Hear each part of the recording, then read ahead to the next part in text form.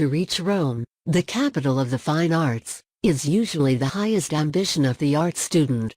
But the journey to Rome is costly, and the student is often poor. With a will resolute to overcome difficulties, Rome may however at last be reached.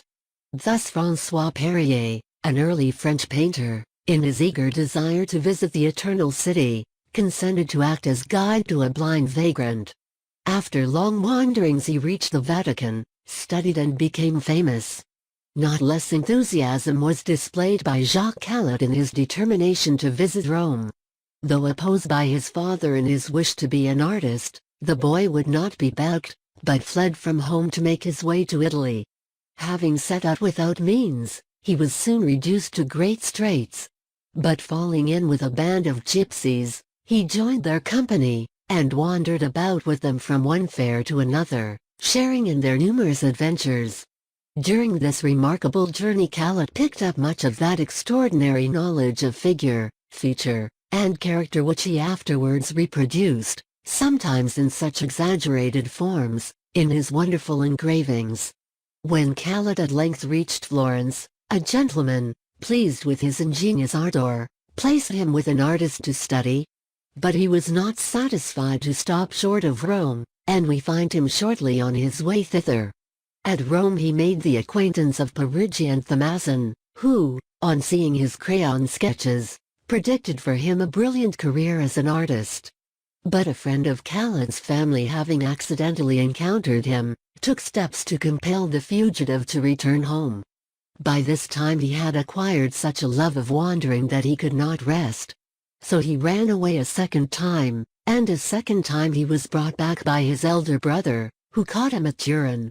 At last the father, seeing resistance was in vain, gave his reluctant consent to Caillot's prosecuting his studies at Rome. Thither he went accordingly, and this time he remained, diligently studying design and engraving for several years, under competent masters. On his way back to France, he was encouraged by Cosmo II to remain at Florence, where he studied and worked for several years more. On the death of his patron he returned to his family at Nancy, where, by the use of his baron and needle, he shortly acquired both wealth and fame. When Nancy was taken by siege during the civil wars, Caillot was requested by Richelieu to make a design and engraving of the event, but the artist would not commemorate the disaster which had befallen his native place, and he refused point blank. Richelieu could not shake his resolution, and threw him into prison. There Caillot met with some of his old friends the gypsies, who had relieved his wants on his first journey to Rome. When Louis XIII heard of his imprisonment, he not only released him, but offered to grant him any favor he might ask. Caillot immediately requested that his old companions, the gypsies, might be set free and permitted to beg in Paris without molestation.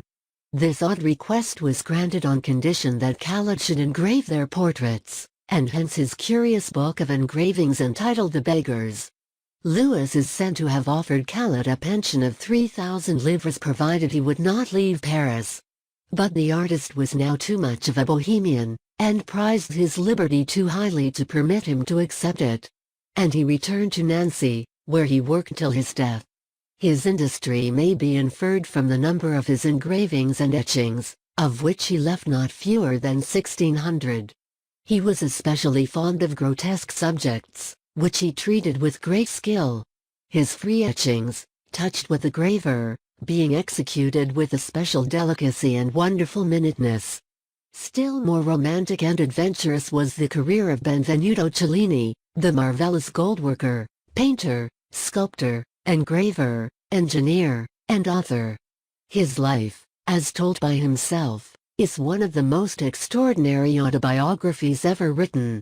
Giovanni Cellini, his father, was one of the court musicians to Lorenzo de' Medici at Florence. And his highest ambition concerning his son Benvenuto was that he should become an expert player on the flute. But Giovanni, having lost his appointment, found it necessary to send his son to learn some trade, and he was apprenticed to a goldsmith. The boy had already displayed a love of drawing and of art, and, Applying himself to his business, he soon became a dexterous workman. Having got mixed up in a quarrel with some of the townspeople, he was banished for 6 months, during which period he worked with a goldsmith at Siena, gaining further experience in jewelry and goldworking. His father still insisting on his becoming a flute player, Benvenuto continued to practice on the instrument, though he detested it. His chief pleasure was in art, which he pursued with enthusiasm.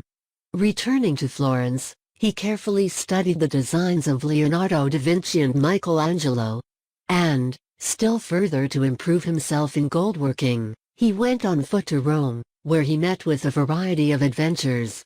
He returned to Florence with the reputation of being a most expert worker in the precious metals, and his skill was soon in great request. But being of an irascible temper, he was constantly getting into scrapes, and was frequently under the necessity of flying for his life. Thus he fled from Florence in the disguise of a friar, again taking refuge at Siena, and afterwards at Rome. During his second residence in Rome, Cellini met with extensive patronage, and he was taken into the Pope's service in the double capacity of goldsmith and musician. He was constantly studying and improving himself by acquaintance with the works of the best masters. He mounted jewels, finished enamels, engraved seals, and designed and executed works in gold, silver, and bronze, in such a style as to excel all other artists. Whenever he heard of a goldsmith who was famous in any particular branch, he immediately determined to surpass him. Thus it was that he rivaled the metals of one, the enamels of another, and the jewelry of a third.